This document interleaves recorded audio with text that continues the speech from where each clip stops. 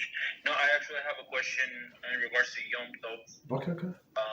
It was not something that was mentioned today, and the thing is, I don't know if what I'm about to ask is going to be covered by the book further on, so I don't know if I should make the question regardless. Okay, go ahead. Ask. Okay, so there's this sort of jobs that are permitted on Shabbos as long as the person is not getting paid as a concept for what the person did on Shabbos. Mm-hmm. Meaning, if the person is like a tutor and he's tutoring like a kid, and throughout the week he's been tutoring him, and he's allowed to tutor him on Shabbos as well, as long as the payment he receives is not as a concept for the Shabbos, but for the whole tutoring itself. So, are these type of allowed jobs allowed on Yom Tov too? Mm-hmm. So thank you very much. It's a good question. So let me just explain you the question. So the topic that our friend just mentioned is actually it's Schar Shabbos. So we're not allowed to make money, money or profit or whatever profit. Profit is not only money. Profit could be that somebody owes you a favor, right? He's or she's going to give you some gifts. So it's also a profit. So you're not allowed to profit on Shabbos from labor. So of course we're talking about allowed labors, right? Allowed labor for that person. It could be Jew, could be not Jew.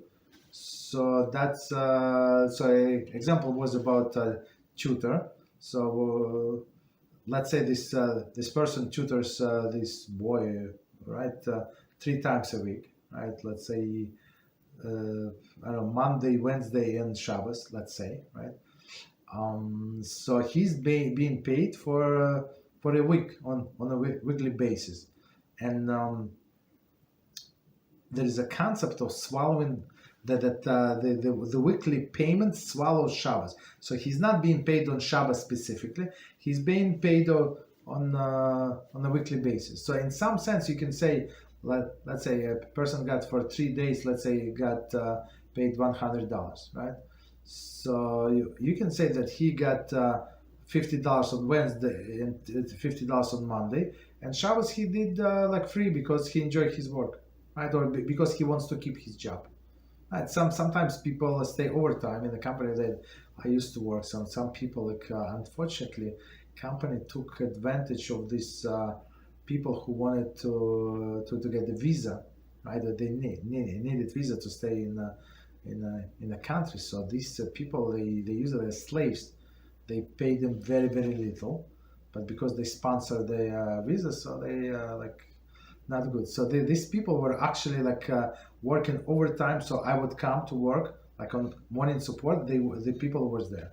I would like leave wherever I live and stay like overtime. They still there. It's like, but they were not paid for this extra time. But they were doing this because in order to keep their jobs, right? So same you can apply same concept here. So this person is being paid for a week, let's say, and he said, okay, I'm going to come on Shabbos also. Can I come on Shabbos? Okay, it's for free.